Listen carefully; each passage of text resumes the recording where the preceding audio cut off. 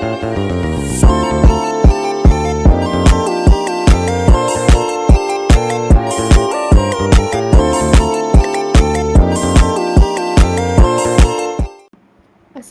warahmatullahi wabarakatuh. Perkenalkan, nama saya Jihan Faridina, NIM 0227042435 dari Prodi D3 Akuntansi, mata kuliah Akuntansi Keuangan Lanjutan 1. Baiklah, di sini saya akan membahas bab 3 dengan materi konsolidasi dengan akuisisi pada nilai tercatat ekuitas. Pembahasan pertama, karakteristik konsolidasi dengan akuisisi pada nilai tercatat ekuitas. Saham merupakan cerminan dari besarnya hak pemegang saham atas entitas tempat berinvestasi sesuai dengan peraturan perundang-undangan di Indonesia. Bila suatu entitas atau investor memiliki seluruh 100% atau sebagian 50% kepemilikan pada entitas lain atau investi, secara lazim dapat dikatakan bahwa investor tersebut memiliki hak pengendalian atas investi. Selanjutnya, prosedur konsolidasi berdasarkan PSAK 65. Berdasarkan PSAK 65, laporan keuangan konsolidasian disebutkan bahwa investor mengendalikan investi ketika investor terekspos atau memiliki hak atas imbal hasil variabel dari keterlibatannya dengan investi dan memiliki kemampuan untuk memengaruhi imbal hasil tersebut melalui kekuasaannya atas investi. Konsolidasi laporan keuangan merupakan proses menggabungkan dua atau lebih laporan keuangan yang dimiliki oleh dua atau lebih entitas sehingga menjadi sebuah laporan keuangan utuh dan menyeluruh yang mencerminkan semua hasil operasional, arus kas, dan posisi keuangan entitas-entitas tersebut seluruhnya. Adapun beberapa prosedur laporan keuangan konsolidasian menurut PSAK 65 yaitu sebagai berikut. Yang pertama, menggabungkan aset, liabilitas, ekuitas, penghasilan, beban, dan arus kas sejenis dari entitas induk dengan entitas anaknya. Yang kedua, mengeliminasikan jumlah tercatat dari investasi entitas induk pada setiap entitas anak dan bagian entitas induk pada ekuitas setiap entitas anak. Yang ketiga, mengeliminasikan secara penuh aset dan liabilitas, ekuitas, penghasilan, beban, dan arus kas dalam intrakelompok usaha terkait dengan transaksi antar entitas dalam kelompok usaha. Jurnal eliminasi. Adapun kegunaan jurnal eliminasi yaitu untuk menyesuaikan saldo pada setiap akun yang terdapat pada setiap entitas yang akan dikonsolidasikan sehingga mencerminkan saldo yang seharusnya ketika seluruh entitas yang dikonsolidasikan dianggap sebagai seluruh entitas tunggal. Dan saldo konsolidasian hanya mencerminkan transaksi dengan pihak eksternal. Akuisisi dengan kepemilikan penuh. Konsolidasi sesaat setelah akuisisi seluruh kepemilikan entitas anak. Menurut PSAK 65, menyatakan bahwa entitas induk mengonsolidasikan entitas anak dari tanggal diperolehnya pengendalian sampai tanggal hilangnya pengendalian entitas induk atas entitas anak tersebut. Berikut contoh soalnya. PT Nusantara membeli seluruh saham PT Andalas seharga 1,2 miliar. Pada saat dilakukan akuisisi, diketahui pula bahwa nilai wajar dari aset dan liabilitas PT Andalas adalah sama dengan nilai tercatatnya. Nilai tercatat dari seluruh ekuitas PT Andalas adalah sebesar 1,2 miliar sehingga nilai investasi yang dikeluarkan dari PT Nusantara sama dengan nilai tercatat dari seluruh saham yang diperoleh. Transaksi akuisisi PT Nusantara terhadap PT Andalas ditunjukkan pada skema berikut.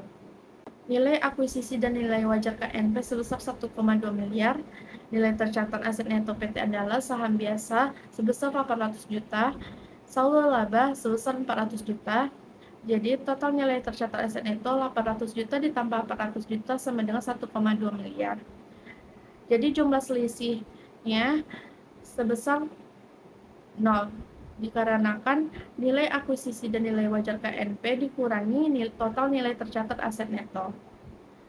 Selanjutnya, laporan posisi keuangan PT Nusantara dan PT Andalas per 1 Januari 2020 sesaat sebelum akuisisi. Aset PT Nusantara dan PT Andalas.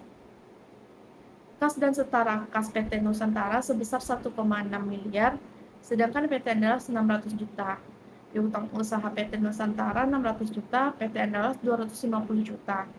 Persediaan PT Nusantara 400 juta, PT Andalas 350 juta. Tanah PT Nusantara 1,5 miliar dan PT Andalas 500 juta. Bangunan dan peralatan 3 miliar PT Nusantara, PT Andalas 400 juta. Akumulasi penyusutan 500 juta, PT Andalas 100 juta. Merek dagang PT Nusantara 400 juta, sedangkan PT Andalas tidak memiliki merek dagang. Jadi total aset dari PT Nusantara yaitu 7 miliar dan PT Andalas 2 miliar. Liabilitas dan ekuitas.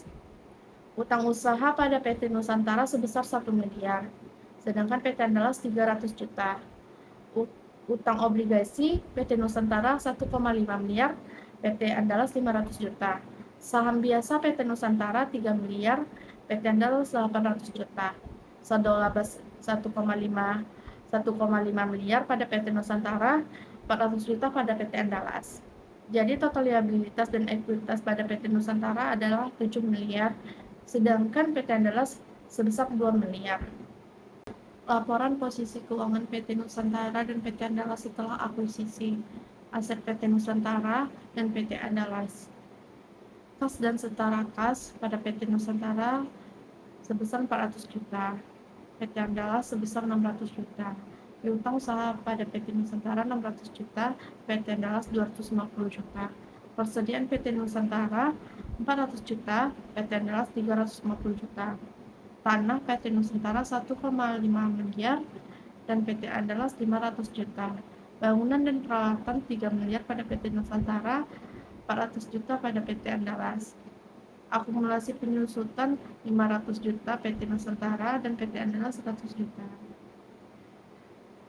Merek dagang PT Nusantara 400 juta, PT Andalas tidak ada. Investasi pada PT Andalas sebesar 1,2 miliar dan PT Andalas tidak ada. Jadi total aset keseluruhan pada PT Nusantara adalah 7 miliar, sedangkan PT Andalas sebesar 2 miliar.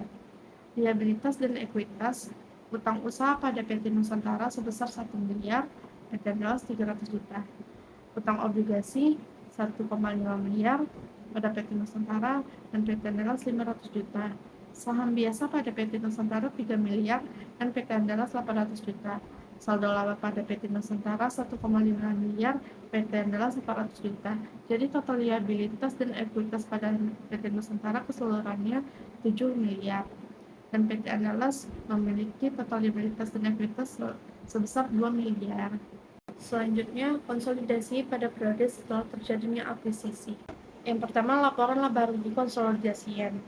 Dalam laporan laba rugi neto konsolidasian, hanya pendapatan dan beban dari entitas individu yang diperoleh dari transaksi dengan pihak non-afiliasi saja yang akan disajikan dalam laporan laba rugi konsolidasian. Yang kedua, laporan perubahan saldo laba konsolidasian. Saldo laba konsolidasian diperoleh dengan menjumlahkan saldo laba pada awal periode ditambah atau dikurangi dengan laba rugi neto konsolidasian serta dikurangi dengan dividen konsolidasian. Yang ketiga, kertas kerja konsolidasian. Kertas kerja konsolidasian memiliki 3 bagian utama, yakni bagian laporan laba rugi, bagian laporan saldo laba, dan bagian laporan posisi keuangan.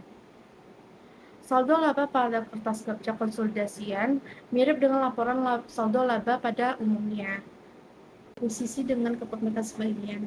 Menurut PSAK 65, suatu entitas dianggap memiliki pengendalian pada entitas lain jika dan hanya jika memiliki seluruh hal berikut. Yang pertama, kekuasaan atas investi. Yang kedua, exposure atau hak atas imbal hasil variabel dari keterlibatannya dengan investi. Yang ketiga, kemampuan untuk menggunakan kekuasaannya atas investi untuk mempengaruhi keputusan. Kepentingan non-pengendali. PSAK 65 memberikan definisi kepentingan non-pengendali sebagai ekuitas entitas anak yang tidak dapat didistribusikan secara langsung atau tidak langsung kepada entitas induk. Dan PSAK 65 mensyaratkan entitas induk untuk menyajikan secara terpisah bagian dari kepentingan dan pengendali pada ekuitas dalam laporan posisi keuangan konsolidasian. Penyajian dan pengungkapan laporan keuangan konsolidasian PSAK 67 dengan mengungkapkan kepentingan pada entitas lain telah menetapkan sejumlah prinsip terkait pengungkapan kepentingan entitas anak.